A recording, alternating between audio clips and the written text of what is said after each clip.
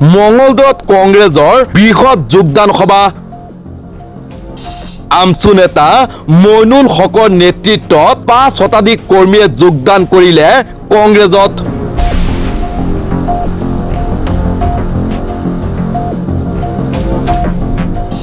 এখন হাতত মছজিদ আন এখন হাতত মন্দিৰলৈ আগুৱাই যোৱাৰ লক্ষ্য কংগ্ৰেছৰ।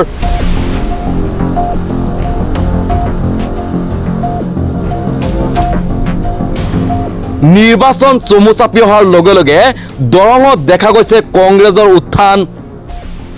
যোৱা কিছুদিন আগতে দলগাঁও আৰু মঙ্গলদৈ বিধানসভা সমষ্টিৰ বিভিন্ন গাঁও পঞ্চায়তৰ পৰা সহস্ৰাধিক কৰ্মীয়ে যোগদান কৰে কংগ্ৰেছত।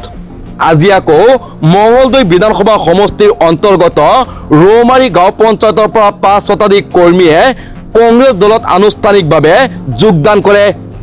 দৰং জিলা কংগ্ৰেছৰ সভাপতি তথা প্ৰাক্তন সাংসদ মাধৱ ৰাজবংশীৰ সভাপতিত্বত মঙ্গলদৈ ৰাজীৱ ভৱনত অনুষ্ঠিত হয় এখনি যোগদান সভা। উক্ত সভাত চাউলখোৱা ৰৌমাৰী অঞ্চলৰ প্ৰায় 5 শতাধিক ৰাইজে আনুষ্ঠানিকভাৱে ভাৰতীয় জাতীয় কংগ্ৰেছ দলত যোগদান কৰে। দৰং জিলা আমচুৰ উপ সভাপতি মইনুল হকে সুদীৰ্ঘ 20 বছৰ কাল আমচুৰ মজিয়াত থাকি এসপ্তাহ পূৰ্বে আনুষ্ঠানিকভাৱে আমচুৰ পৰা বিদায় লয় আৰু সোমবাৰে মঙ্গলদৈ ৰাজীৱ ভৱনত আনুষ্ঠানিকভাৱে কংগ্ৰেছ দলত যোগদান কৰে। তেখেতৰ নেতৃত্বত চাউলখোৱা ৰৌমাৰী অঞ্চলৰ 2 শতাধিক ৰাইজে যোগদান কৰি কংগ্ৰেছ জিন্দাবাদ ধ্বনি দিয়ে। বিজেপি তথা হিমন্ত বিশ্ব শৰ্মা চৰকাৰক কঠোৰ সমালোচনা কৰে জ্যেষ্ঠ নেতা মাধৱ ৰাজবংশীয়ে।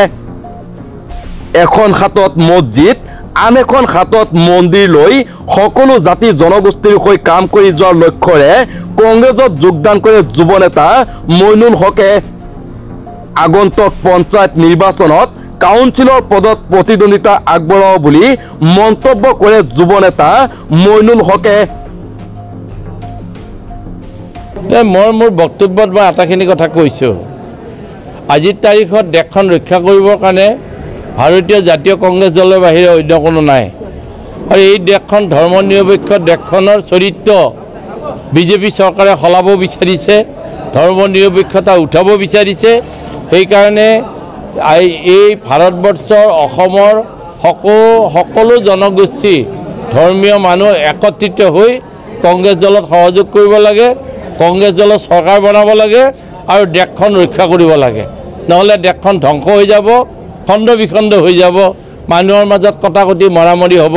সেইটো ৰক্ষা কৰিবৰ কাৰণে আমি কংগ্ৰেছ দলে চেষ্টা কৰিছোঁ। আগন্তুক পঞ্চায়তত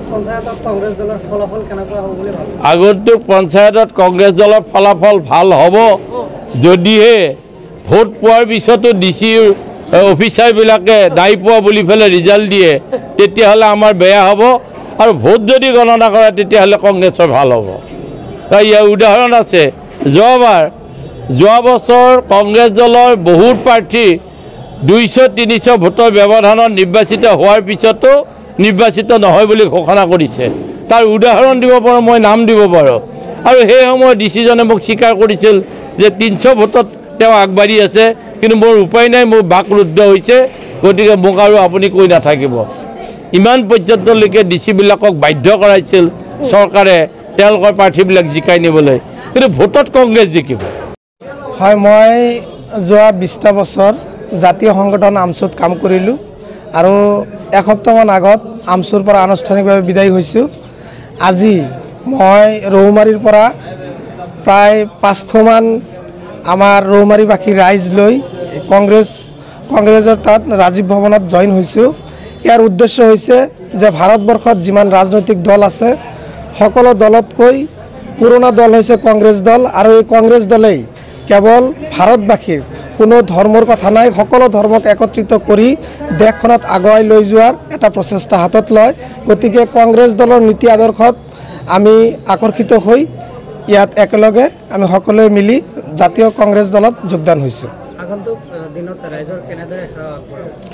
মোৰ লক্ষ্য হৈছে, মই যেতিয়া আমচুত আছিলোঁ তেতিয়াও ৰাইজৰ লগত আছিলোঁ, ৰাইজৰ সেৱা কৰিছোঁ।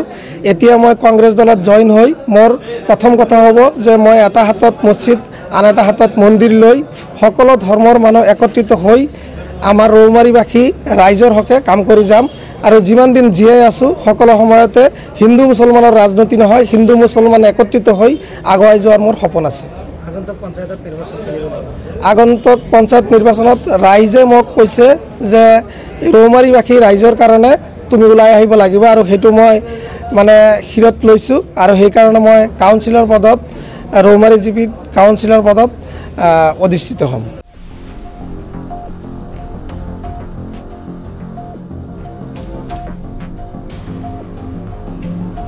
Bureau report, T news Assam.